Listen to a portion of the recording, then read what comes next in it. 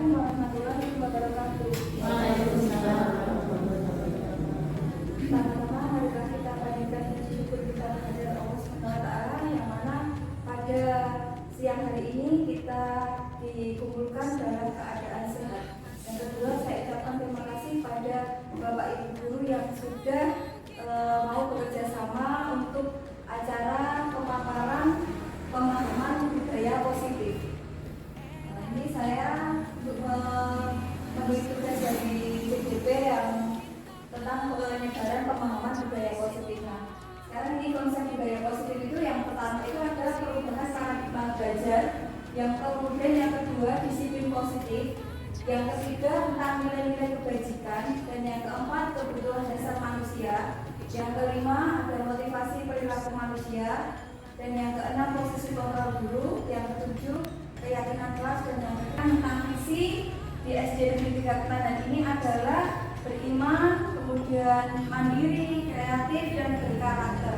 Nah, ini adalah salah satu budaya positif yang sudah kita laksanakan di sekolah. Itu adalah yang pertama itu ketika pagi hari kita sebat pagi ya, melakukan sebat pagi di sekolahan. Kemudian budaya positif lainnya adalah kita membiasakan anak-anak kita untuk sholat duha, kemudian membiasakan mereka juga untuk mempersiapkan sholat duha yang setiap pagi kita laksanakan. Kemudian nilai-nilai kebajikan universal. Ini nilai-nilai kebajikan universal itu seperti apa? Itu yang ada di dalam profil pelajar Pancasila. Dalam profil pelajar Pancasila itu ada 6 dimensi ya. Itu yang pertama itu adalah beriman, bertakwa kepada Tuhan Yang Maha Esa dan berakhlak mulia. Kemudian mandiri, kemudian bernalar kritis, berkebinekaan global, dan bergotong royong dan kreatif ya. Nilai-nilai kebajikan yang ada dalam profil pelajar Pancasila. Kemudian nilai sikap yang ada di IBO Primarius program itu ada toleransi. Jadi anak-anak itu nanti diajarkan toleransi untuk menghormati yang kecil, menghormati yang besar, kemudian kakak kelas juga menghargai yang lebih muda. Kemudian rasa hormat, kemudian integritas, mandiri, menghargai, antusias, empati ya. Jadi kita mengajarkan empati kepada anak didik kita, dan dia itu mempunyai rasa welas asih dengan teman-temannya, melihat teman-temannya yang kesusahan itu mereka juga merasa berempati, tidak egois sendiri. Kemudian keingintahuan, kreativitas, kerjasama, kemudian percaya diri, komitmen. Jadi kenapa kita membiasakan anak-anak kita untuk menyiapkan di pagi hari itu untuk menumbuhkan rasa percaya diri kepada anak-anak, meskipun mereka itu kalau menyiapkan masih tolah-tolah, terutama yang anak-anak ya. Nah, ini untuk pembelajaran paradigma baru itu memfokuskan bahwa peserta didik itu sebagai pusat dalam kegiatan pembelajaran. Jadi anak-anak itu dilibatkan langsung dalam pembelajaran melalui rancangan siklus yang berkesinambungan. Pembelajaran paradigma baru ini memberikan ruang yang lebih longgar pada pendidik dalam menyusun perencanaan serta merumuskan asesmen yang sesuai dengan kebutuhan peserta didik. Jadi pembelajaran yang berorientasi pada penguatan kompetensi dan pengembangan karakter yang disesuaikan dengan dimensi profil pelajar Pancasila. Tadi ada berapa profil pelajar Pancasila tadi dimensinya? Ada 6 ya, ada 6. Untuk setiap kita membuat modul ajar, kita cantumkan dalam modul ajar kita dimensi profil pelajar Pancasila itu kita cantumkan, tidak semuanya harus di situ. Kita ambil berapa saja, mau ambil mandiri atau yang kreatif, tidak usah 6 profil pelajar Pancasila itu masuk dalam modul ajar. Jadi kita ambil beberapa, yang penting nanti bisa tercapai daripada kita memasukkan ke 6-nya tetapi tidak tercapai. Lebih baik ambil beberapa saja tetapi tercapai dengan pembelajaran yang dilaksanakan. Nah, kemudian ini makna kata disiplin. Ketika mendengar kata disiplin, apa yang terbayang di benak panjenengan semuanya? Disiplin. Sesuai dengan aturan. Iya. Yang lain? Disiplin. Tertib. Ini ada yang lain? Patuh ya, taat dengan aturan yang ada. Nih ya, kata disiplin itu juga disering dihubungkan dengan hukuman. Mestinya orang disiplin kita langsung menghukum, ya, entah itu dengan kata-kata ataupun dengan hukuman.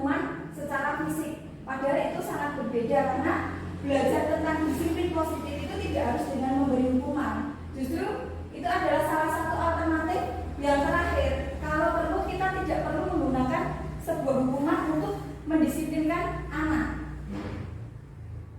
Nah, dalam budaya kita makna kata disiplin itu dimaknai sebagai sesuatu yang dilakukan seseorang pada orang lain untuk mendapatkan kepatuhan. Kita cenderung menghubungkan kata disiplin itu dengan ketidaknyamanan. Jadi tidak nyaman orang, aku nih orang manut aturan dengan sekolah mesti dikeneng hukuman. Seperti itu ya, menurut mereka itu seperti itu.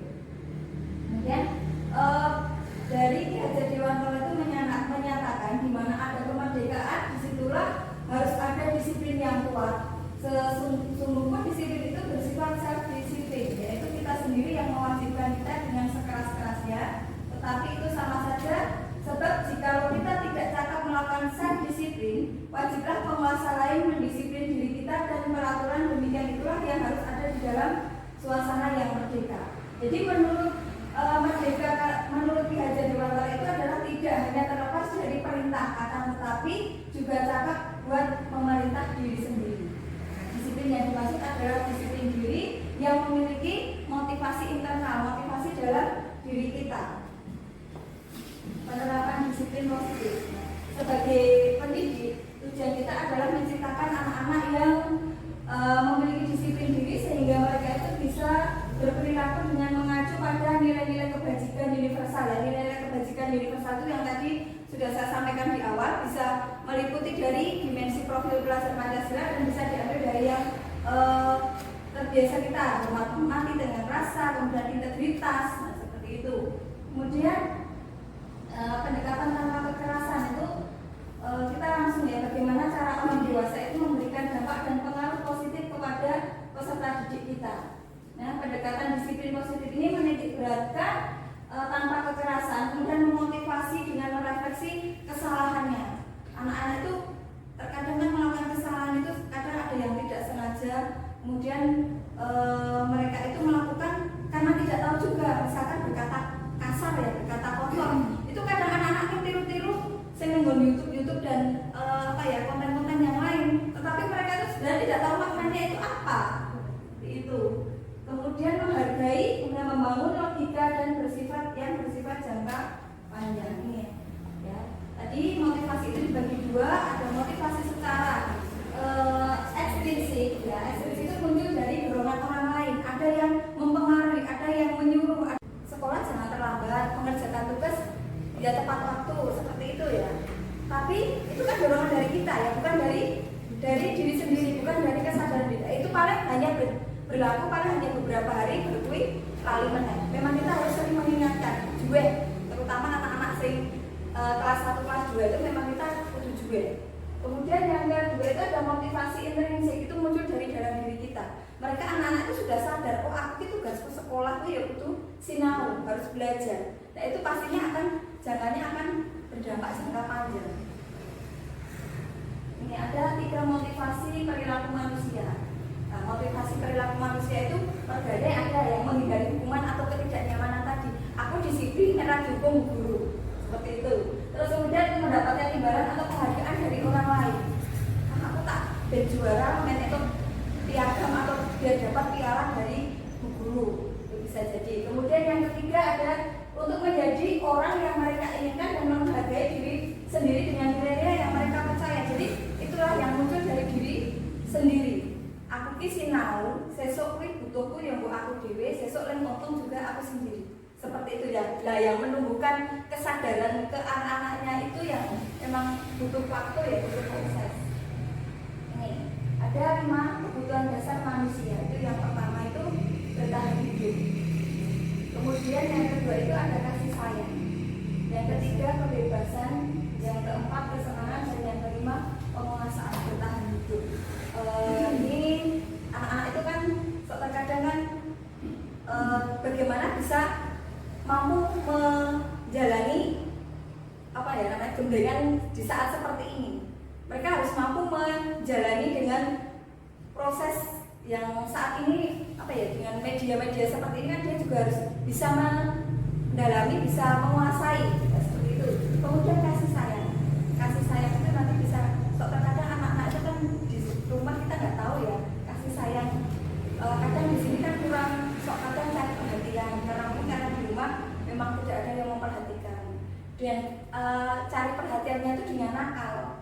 entah itu pokoknya aneh-aneh wae.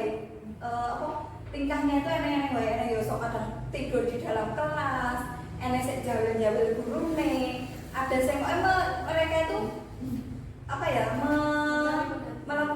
melakukan perbuatan yang mungkin dikiranya kita melihatnya dia nakal, tetapi sebenarnya dia itu memang mencari perhatian kita, di tekoni kuwi nopo to kok ngene. Nah, jadi seperti itu. Kemudian kebebasan. Anak-anak itu juga perlu kebebasan untuk memilih pembelajarannya seperti apa toh yang mereka inginkan. Kadang mungkin kita bisa sharing dengan murid kita, anak-anak kita, sesuk biar ngopo, ya sesuk pembelajarannya seperti apa. Itu mungkin kita kadang perlu yang seperti itu. Terus kemudian kesenangannya anak-anak itu jadi mereka itu senang apa, pembelajarannya apa, senang bermain-main. Mungkin anak-anak yang kelas 1, kelas 2 itu senangnya bermain ya, karena memang masa-masanya itu masa bermain.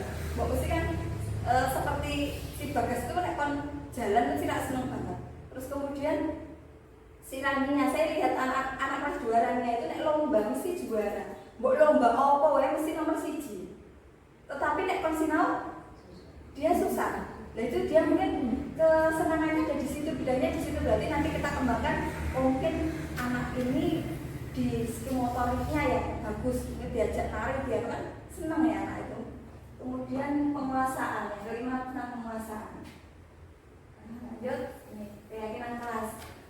Teman-teman sudah membuat keyakinan di dalam kelas? Sudah ya? Ada yang belum? Besok bisa dikatakan keyakinan kelas tersebut. Pembentukan keyakinan ini bersifat lebih abstrak daripada peraturan yang lebih rinci dan konkret. Kemudian yang kedua, keyakinan kelas itu berupa pernyataan yang universal yang dibuat dalam bentuk kalimat positif. Berarti misalkan jangan rame di kelas, berarti itu kalimatnya apa? Negatif ya?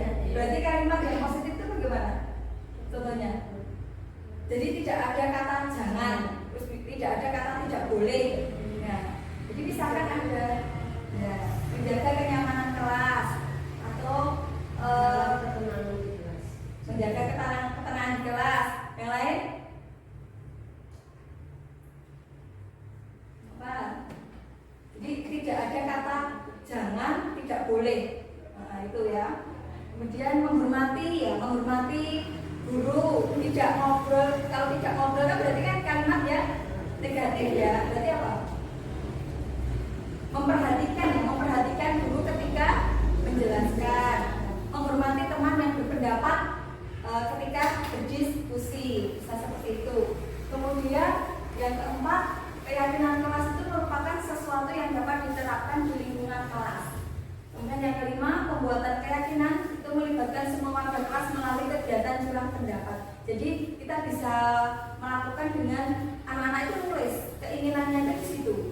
Keyakinan yang akan dituliskan itu disitu, kemudian ditempelkan di mungkin bisa menggunakan sticky note seperti itu, bisa ditempelkan. Terus nanti kita simpulkan ada yang sama tidak, kalau yang sama nanti kita jadikan satu ya.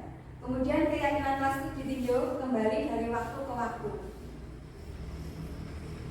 Ada miskonsepsi ini tentang teori kontrol guru. Ini ya, kita kan terkadang guru itu mengontrol anak ya dari belakang, kontrol ya, itu ilusinya itu di situ. Anak itu kayak robot, kayak boneka. Ilusi guru mengontrol guru, ilusi bahwa kritik dan membuat rasa bersalah itu mampu menguatkan karakter. Terkadang kita ya membuat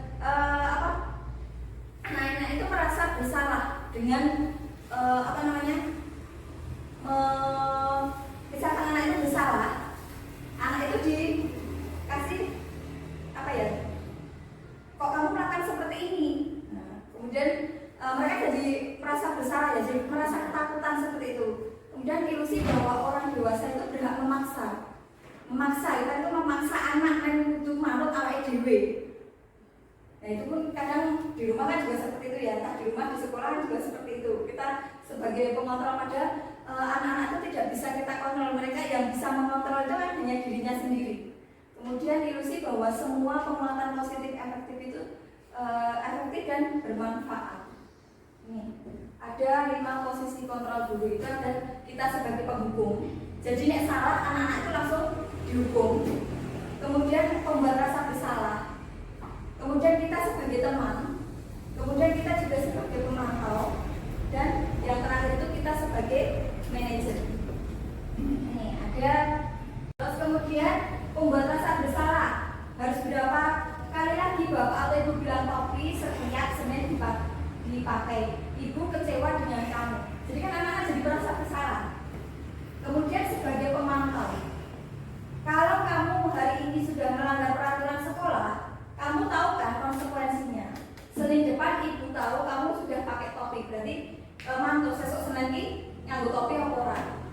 Kemudian ketika kita menjadikan posisi kita sebagai teman, jadi koncone bocah itu ya, ayo dona ikuti aturan sekolah, tidak susahkan, tolong bantu ibu sekali ini, jangan sampai berbuat seperti ini lagi. Jadi kita berbuat seolah kita jadi teman untuk mereka. Nah ini.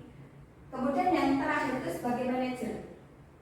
Apakah kamu tahu kesalahanmu? Bagaimana kamu memperbaiki kesalahanmu? Nah dari kelima ini yang harus kita tanamkan dalam diri kita itu yang mana? Itu di manajer. Ya, sebagai manajer. Jadi lebih halus mempertanyakan apakah kamu tahu kesalahanmu? Dan daripada yang langsung kamu bermat pada bendera 1 jam, nah nanti kalau esok masuk angin malah kamu bu. Nah seperti itu. Lanjut nih, seperti penghukum ini. Ada contohnya, patuhi aturan saya atau awas, berarti kan mengancam ya. Kemudian kamu selalu saja salah, pasti selalu yang terakhir selesai. Nah, guru yang seperti ini itu senantiasa percaya hanya ada satu cara agar pembelajaran bisa berhasil, yaitu dengan cara diam. Dengan cara menghukum itu merasa guru itu berhasil. Kemudian untuk membuat rasa bersalah. Di posisi ini murid akan memiliki penilaian diri yang buruk tentang diri mereka. Jadi anak-anak kan jadi minder ya. Jadi merasa aku salah, terus ya mungkin sama seperti diri kita, memposisikan diri kita, misalkan kita merasa bersalah nanti terus menengahi, rasanya kan ya orang gak enak di hati ya, rasanya itu tidak enak di hati. Nah murid merasa tidak berharga karena sudah melakukan kesalahan, kemudian telah mengecewakan orang-orang yang disayangi. Misalkan sampai tahu di orang tuanya diundang ke sekolah kan mereka jadi merasa memiliki penilaian buruk pada diri kita. Kemudian posisi sebagai teman ini hal negatif dari posisi teman. Yang kita terlalu dekat dengan anak itu juga tidak baik. Karena apa? Bila suatu saat tersebut kita tidak bisa membantu anak itu, pasti mereka akan kecewa dan murid itu tidak mau lagi berusaha. Saya pernah memposisikan saya sebagai teman. Waktu itu murid saya, jadi ketika saya tidak membantu dia, marah dengan saya dan tidak mau lagi mau belajar sama saya itu susah sekali. Jadi kita harus memang benar-benar untuk menjadi kontrol itu. So kadang ya jadi teman, kadang jadi pemantau, tapi yang paling memenuhi semuanya itu sebagai manajer. Kemudian sebagai pemantau ya, pada saat kita mengawasi, kita bertanggung jawab atas perilaku orang-orang yang kita awasi, maka posisi pemantau berdasarkan pada peraturan-peraturan dan konsekuensi. Berarti hanya berdasarkan aturan memantau, saiki salah, tadi yang membawa topi tadi, sesuk ini bawa meneh apa ora. Misalkan hari ini nggak mengerjakan PR, sesuk itu mengerjakan PR lagi atau tidak, jadi dipantau. Kemudian sebagai manajer, di manajer ini murid itu diajak menganalisis kebutuhan dirinya. Yang lakukan itu adalah sebuah kesalahan. Untuk kesimpulannya, dalam penerapan disiplin positif itu kita harus mampu mengontrol diri dan merefleksi diri sebagai guru among atau manajer untuk menuntun murid menjadi insan yang mandiri, merdeka dalam belajar serta bertanggung jawab. Inilah untuk disiplin positif itu tujuannya seperti ini, biar kita itu juga bisa mengontrol diri, merefleksi diri kita, apa yang sudah kita lakukan